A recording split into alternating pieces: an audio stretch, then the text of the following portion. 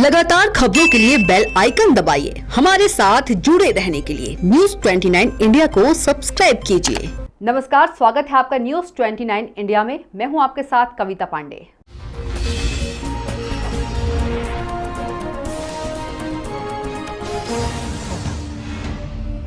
आज मध्य प्रदेश की भाजपा सरकार को 100 दिन पूरे हो गए हैं। इस मौके पर हमलावर होते हुए कांग्रेस ने कहा कि यह जनमत से चुनी हुई नहीं बल्कि खरीदी हुई जुगाड़ वाली आउटसोर्स सरकार है। यह किसान विरोधी, एक कमरे से चलने वाली, वीडियो कॉन्फ्रेंस वाली, झूठ बोलने वाली, आधी अधूरी अवैधानिक सरकार है जिसने अपने 100 दिनों में महामारी से जूझती जनता की सेवा नहीं की। उसने आटा के पैकेट से आटा चुराया, डॉक्टरों के लिए अमानक पीपीई किटें खरीदी, वह सरकार है। यह बात प्रदेश कांग्रेस कार्यालय में पत्रकार वार्ता को संबोधित करते हुए मीडिया विभाग के अध्यक्ष जीतू पटवारी, पूर्व मंत्री सज्जन सिंह वर्मा के साथ पीसी शर्मा और अन्य कांग्रेसी नेताओं ने कही। उन्होंने आगे कहा कि उत्तर प्रदेश के गरीबों का चुराया गेहूं खरीदा, निजी अस्पतालों में जबरिया लोगों को भर्ती किया, सरकारी अस्पताल खाली रहे। प्रदेश का 15 साल का पला पूसा माफिया फिर सक्रिय हो गया है। पत्रकारों से रूबरू होते हुए कांग्रेसी नेताओं ने आगे कहा कि 3 महीने में ही अमित शाह के झूठे फोनों से नियुक्तियां होने लगी, मुख्यमंत्री की नकली नोट सीटें बनने लगी और पूरा प्रशासन आत्मनिर्भर हो गया। मध्य प्रदेश की जनता सरकार बनने के 100 दिन बाद भी मंत्रिमंडल का इंतजार कर रही है। देश के इतिहास में ऐसा पहली बार हुआ है कि 100 दिन की सरकार के बाद भी मंत्रिमंडल का ठीक से गठन नहीं हो सका है। यह सब भाजपा के अंदरूनी लड़ाई का नतीजा है। Bureau report, news 29 India. जब किसानों की बात आती थी, अतिथि शिक्षक, अतिथि विद्वानों की बात आती थी तो कहते थे सड़क पे उतर जाऊंगा। पिछले 3 महीने से न अतिथि विद्वान का कुछ हुआ है, न अतिथि शिक्षक का कुछ हुआ है, और 2 लाख रुपए तक का ऋण माफी योजना कांग्रेस पार्टी की थी, उसी का मैंडेट मिला, उसी की सरकार बनी। एक सरकार पीछे के रास्ते से आई, उसने योजना बंद कर दी, तो वो नेताजी चेक देते हैं, पर किसी प्रकार का किसानों के हित और उनका 2 लाख का कर्जा लगातार रेगुलर ये सरकार जारी करे, इसके लिए कोई वक्तव्य नहीं देते। तो मैं आपके माध्यम से उन महाशय से भी ये कहना चाहता हूं कि वो सड़क पर कब आओगे आप? मान सम्मान के लिए सरकार तो गिरा दी। जब विधानसभा के चुनाव हुए उस समय जनता ने कांग्रेस को 5 साल का मैंडेट दिया। 1.25 साल कमलनाथ जी ने जो ऐतिहासिक फैसले जनहित के लिए वो लोगों ने खूब पसंद किए।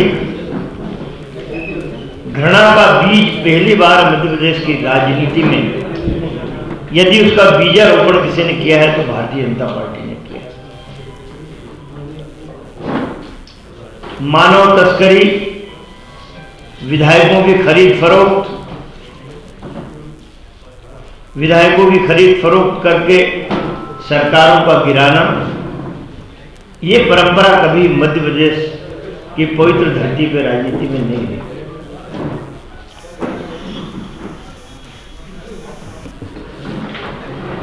शिवराज चौहान,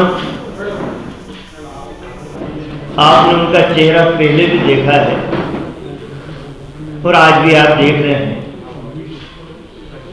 आम जनता तो उनका चेहरा देख के अब टीवी बंद कर देती है, लेकिन मैं उनके चेहरे की बात इसलिए कर रहा हूँ कि पहले जब 15 साल उस समय तो चेहरा काफ़ी अच्छा था, अब उनका चेहरा इतना मुरझाया और मायूस लगता है। उन्हें लगता है कि बीजेपी ने एक चक्रव्यूह में उनको फंसा दिया है। मैं पॉइंट पे आता हूँ, हम काला दिवस इसलिए मना रहे हैं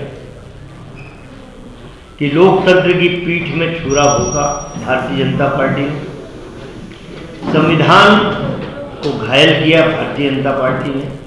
हमारी राजनीति में कभी परंपरा है। जो विधायक जा रहे थे उनकी खरीद फरोख्त, ये पहली बार सुना कि अपनी पार्टी के जो जा रहे थे बीजेपी के, उनकी खरीद फरोख्त। और एक खेल हुआ करता था, पता नहीं आजकल होता है कि नहीं, ताश में 3 पत्ती का जो शो होता था कि इतने पैसे दिए शो। ये भारतीय जनता पार्टी तो शो करा रही है विधायकों का, चाहे मध्य प्रदेश का मामला हो, चाहे मणिपुर का मामला हो, चाहे गोवा का मामला हो। इन्होंने आरोप लगाए हमारे पूर्व मुख्यमंत्री कमलनाथ जी पे कि जब वाणिज्य कर मंत्री थे तो उन्होंने राजीव गांधी फाउंडेशन को 90 लाख का फायदा दिला दिया चीन की कंपनी। मैं समझता हूँ वीडियो देखे होंगे प्रधानमंत्री जी के, मोदी जी के लोगों ने, आपके वीडियो में होगा। उन्होंने एक कथा सुनाई चीन जब गए हो कि हेमसांग एक चीनी पर्यटक 1498 में आया था भारत, और भारत आने के बाद वो गुजरात गया, और गुजरात से गया बड़नगर, जो मेरा अपना गांव है, ये मोदी जी ने कहा, बड़नगर गया। और जब उसने किताब लिखी तो ये लिखा कि उसके बाद वही हेमसांग वहां से जब चीन गया तो चीन में जो चीन के राष्ट्रपति थे उनके गांव शियान करके गांव है, वहां भी गया।